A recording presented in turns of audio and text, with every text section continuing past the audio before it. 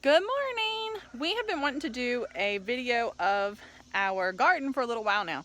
So I'm going to give you a quick tour and show you what we have going. Some stuff is going out like squash and zucchini and cucumbers, but we have lots of other things that are still going really well. And I'm going to let the kids talk to you a little bit too about their garden spaces.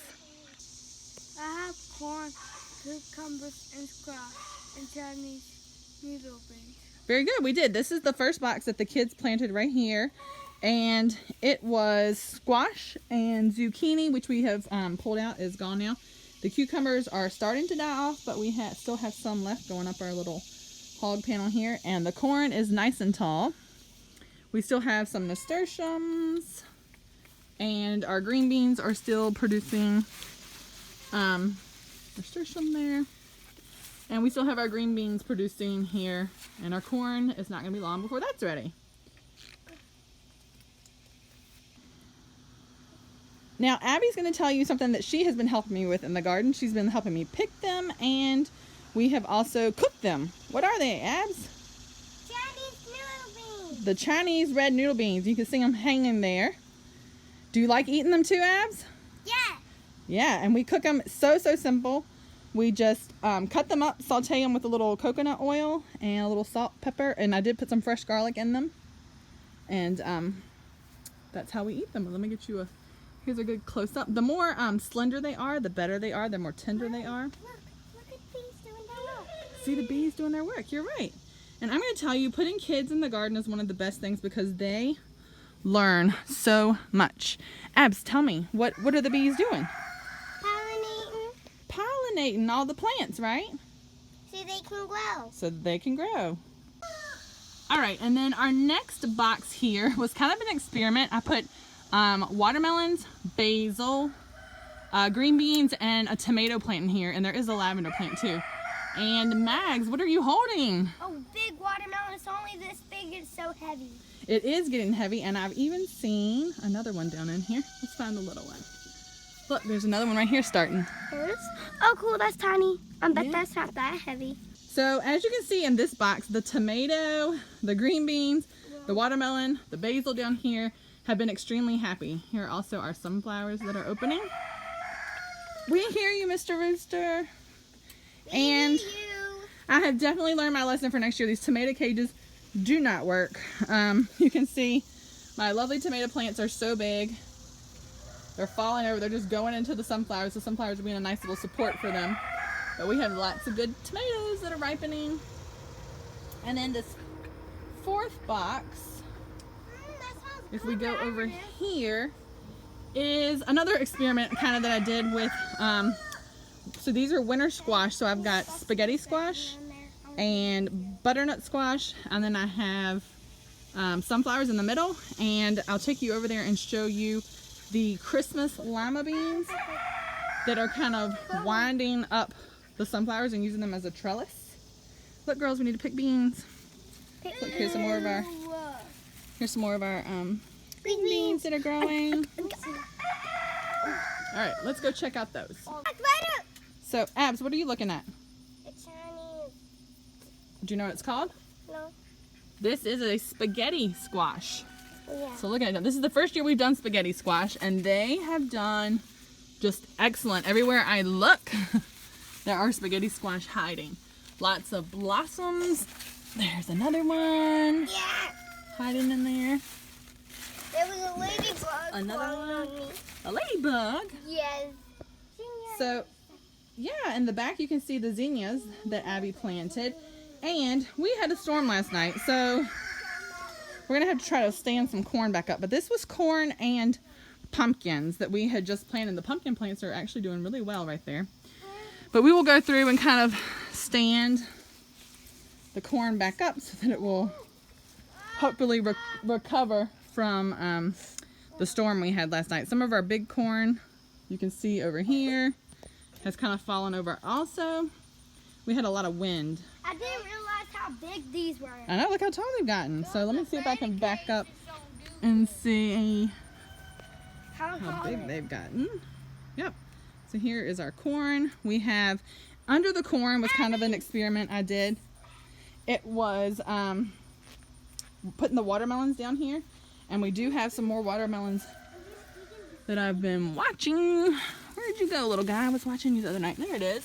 So there's another one. And we planted several varieties of watermelons. We did the Yamato Cream, the Orange Glow. We did a Georgia Rattlesnake and Sweet Crimson. Can't we show them the tomatoes? So we have several. You can see where the watermelons just went crazy. This is another, these 3 boxes are my original old planter boxes before we went to the metal and cedar. And these are where I had my fall crops of carrots, broccoli, and everything.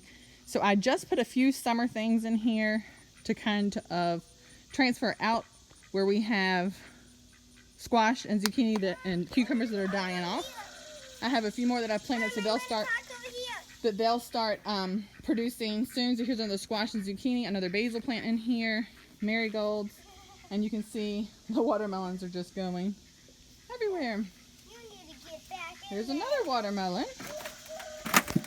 Little one. I'm hoping that's a Yamato, but you know it's not white unless it turns white later. I have to look that up because that's new for us.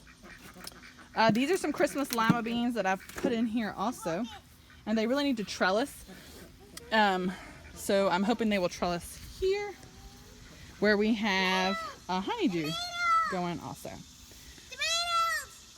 So here is another little patch. We have a tomatoes. Yes, we have some tomatoes here.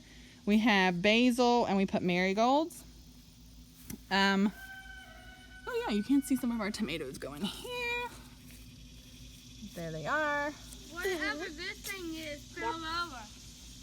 That corn is falling over there. You're right, Ryan. Okay, and Abs, did you want to talk about your little experiment over here you did? Yeah. So you've got marigolds. Hi, look at this.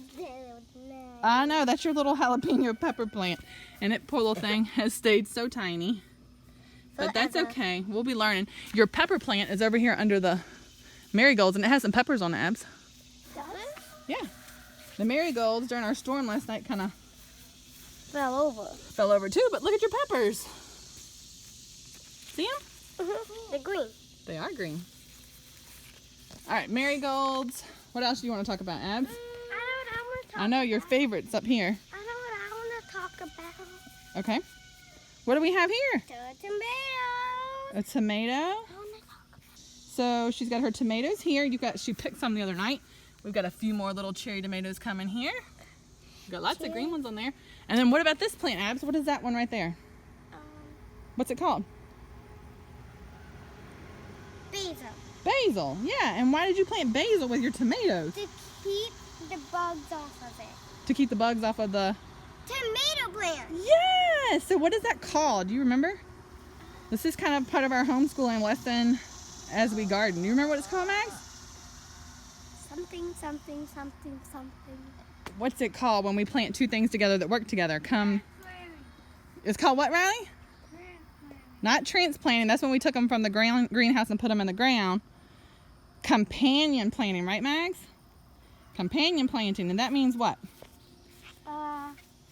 It will help to keep the bugs off. Yeah, companion planting helps things to grow, keeps bad bugs off, and helps. Why are the bugs on the other thing? Yeah, we'd rather the bugs be on the basil than on the tomatoes. So see, they're keeping them away. Companion planting. This basil. So I know that was a really quick overview of our garden, but I hope you got to see some things. Tomatoes, watermelons, cucumber, what else? Corn, the pumpkins, and everything's been going really well. I love that the kids have been out here working. It gives them a chance to experiment and to explore and just to learn some of the language, as well as what is companion planting? What is it all about, and why do we do it? So that we don't spray things on our food. Everything we raise here is nothing but water and sunlight and dirt, some compost, and lots of love from all of our little gardeners around. The just don't do well. They don't do very well. Why, Riley? Because they fall over. Why do you think they're falling over? It's too heavy. Right, because the plants and then the tomatoes get too heavy as they grow. And fell over. And then they fall over. So next year we're going to do something different. Yep, What we are will. you going to do? I'm thinking about using hog panels. All right, thanks for joining us. We hope you all enjoyed looking at our garden and some of the things we have going on. And we'll talk to you again really soon. Bye. Bye.